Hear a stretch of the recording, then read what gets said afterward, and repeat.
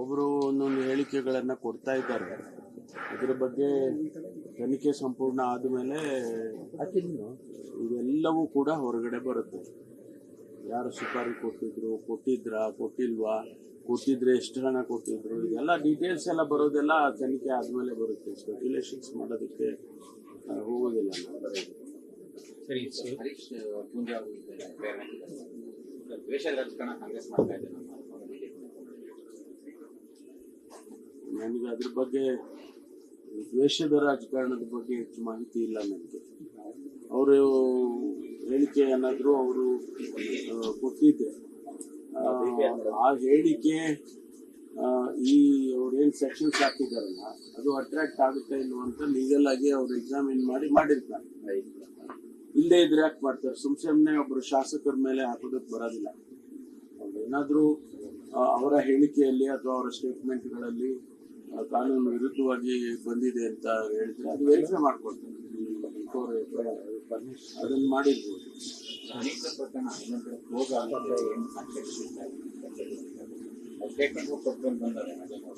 ಈಗ ಸದ್ಯಕ್ಕೆ ಏನು ಸುದ್ದಿ ಇಲ್ಲ, ಅದೊಂಥರ ಮುಚ್ಚಾಕೋ ಪ್ರಯತ್ನ ಆಗ್ತಾ ಇದೆ. ಮುಚ್ಚಾಕೋದು ಅಂತಲ್ಲ, ಸ್ಟೇಟ್ಮೆಂಟ್ ಅವ್ರದ್ದು ಕೊಟ್ಮೇಲೆ ಅವರಿಂದ ಏನು ಮಾಹಿತಿ ಈಗ ನನಗೂ ನಿಮಗೂ ಗೊತ್ತಿಲ್ಲ ಏನು ಸ್ಟೇಟ್ಮೆಂಟ್ ಕೊಟ್ಟಿದ್ದಾರೆ ಅಂತ. ಕೆಲವಷ್ಟೇ ನೀವು ಪತ್ರಿಕೆಗಳಲ್ಲಿ ಅಥವಾ ಮಾಧ್ಯಮದಲ್ಲಿ ಬಂದಿದೆ. ಅದು ಎಲ್ಲವೂ ಹಾಗೆ ಇದೆ ಅಂತ ಹೇಳಕ್ ಬರಲ್ಲ. ಏನು ಹೇಳಿದಾರೋ ಅದ್ರ ಮೇಲೆ ಮುಂದುವರಿಯುತ್ತೆ ತನಿಖೆ. ಒಬ್ಬೊಬ್ಬರು ಒಂದೊಂದು ಹೇಳಿಕೆಗಳನ್ನು ಕೊಡ್ತಾ ಇದ್ದಾರೆ.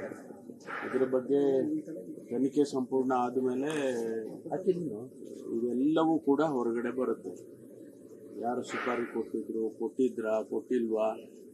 ಎಷ್ಟು ಹಣ ಕೊಟ್ಟಿದ್ರು, ಇದೆಲ್ಲ ಡೀಟೇಲ್ಸ್ ಎಲ್ಲ ಬರೋದೆಲ್ಲ ತನಿಖೆ ಆದಮೇಲೆ ಬರುತ್ತೆ. ಸ್ಪೆಕ್ಯುಲೇಷನ್ಸ್ ಮಾಡೋದಕ್ಕೆ ಹೋಗೋದಿಲ್ಲ.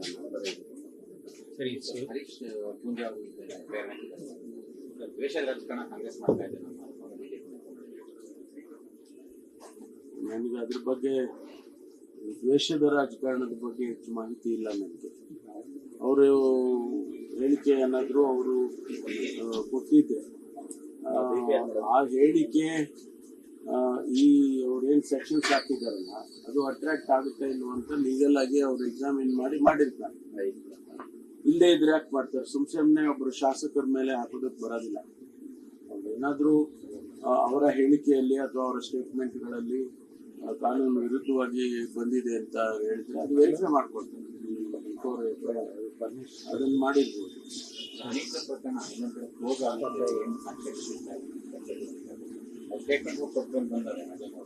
ಈಗ ಸದ್ಯಕ್ಕೆ ಏನು ಸುದ್ದಿ ಇಲ್ಲ, ಅದೊಂಥರ ಮುಚ್ಚಾಕೋ ಪ್ರಯತ್ನ ಆಗ್ತಾ ಇದೆ.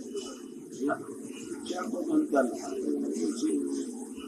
ಸ್ಟೇಟ್ಮೆಂಟ್ ಅವ್ರದ್ದು ಕೊಟ್ಮೇಲೆ ಅವರಿಂದ ಏನು ಮಾಹಿತಿ ಈಗ ನನಗೂ ನಿಮಗೂ ಗೊತ್ತಿಲ್ಲ ಏನು ಸ್ಟೇಟ್ಮೆಂಟ್ ಕೊಟ್ಟಿದ್ದಾರೆ ಅಂತ. ಕೆಲವಷ್ಟೇ ನೀವು ಪತ್ರಿಕೆಗಳಲ್ಲಿ ಅಥವಾ ಮಾಧ್ಯಮದಲ್ಲಿ ಬಂದಿದೆ. ಅದು ಎಲ್ಲವೂ ಹಾಗೆ ಇದೆ ಅಂತ ಹೇಳಕ್ ಬರಲ್ಲ. ಏನು ಹೇಳಿದಾರೋ ಅದ್ರ ಮೇಲೆ ಮುಂದುವರಿಯುತ್ತೆ ತನಿಖೆ.